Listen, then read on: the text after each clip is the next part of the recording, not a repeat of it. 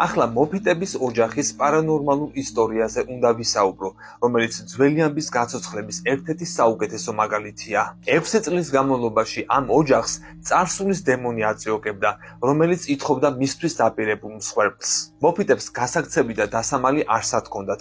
ერთადერთი, რაც უნდა მოემოქმედათ, ეს არის ბრძოლა გადარჩენისთვის. მოფიტების სახლის ფანჯარაში შუადღის მზე ანათებდა. 2012 წელი იდგა. თუმცა სახლში საერთოდ არ იყო მზიანი განწყობა. ჯესიკა მოფიტის სახლში იყო დედის გარემოცვაში.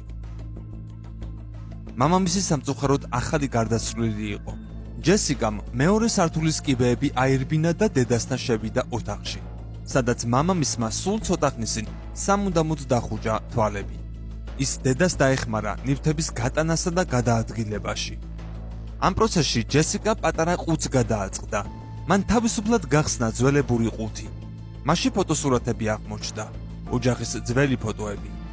ამ დროს აღმოაჩინა ერთი უცნაური და შემზარავი სურათი, რომელზეც ჩანდა ადამიანების ფოტოზე დარჭობილი დანა.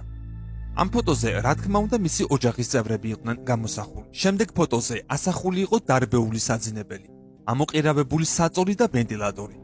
მომდევნო ფოტოზე ჩანდა უცნაური სიმბოლოები, ისრები და ნახაზები. ჯესიკა დედისკენ, დებორა მოფიტისკენ მიბრუნდა და კითხა, თუ რა ხდებოდა ამ ფოტოებზე. დებორამ სახეზე ფერი დაკარგა. ეს ისტორია იმდენად საშიში იყო, რომ მისი გახსენებაც არ უნდოდა. ჯესიკა დებორასთან ახლოს ჩამოჯდა საწოლზე. მოემზადა ამ ისტორიის მოსასმენად. უამრავი უცნაური ნივთი და ნიშანი აღმოაჩინეს. წარწერები და კედლებზე დატოვებული ნიშნები, ასევე შავი სანთლები, რაღაც რიტუალისეულ ქმედებებზე მიუთითებდა. სარდაფში ნახეს დამსხვრეული ნივთები, უცნაური ფორმის დანები, სისხლის წვეთები იატაკზე. ეს ყველაფერი იმაზე მიუთითებდა, რომ მოფიტების ერთ-ერთ სახლში რაღაც მისტერიული ხდებოდა. იმ სახლში იმატა უცნაურმა მოვლენებმა.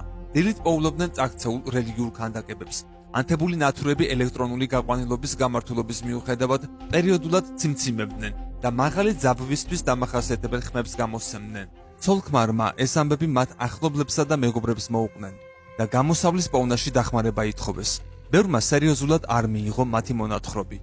მომდევნო დღეს სახლში შესულებს კარების მინაზე ამოკაწრული წარწერა დახვდათ: მე მძულს ბილი. მათზე ვიღაცა აშკარად გაბრაზებული იყო. გადაწყვიტეს, რომ სახლში მღვდელი მieყვანათ და რელიგიური წესებით ეკურთხებინათ. როგორც კი სასულიერო პირი სახლში შევიდა, მაშინვე დაიძაბა და აფორიაკდა. მან მიასხმოასხა ნაკურთხი წყალი და ლოცვა წარმოთქვა. ოჯახმა სთხოვა, რომ მთელი სახლი მოეარა და ყველა ოთახი ეკურთხებინა. მან უარი თქვა ამაზე და განაცხადა, რომ ამისი საჭიროება არ იყო. მღვდელი მაშინვე გავიდა სახლიდან.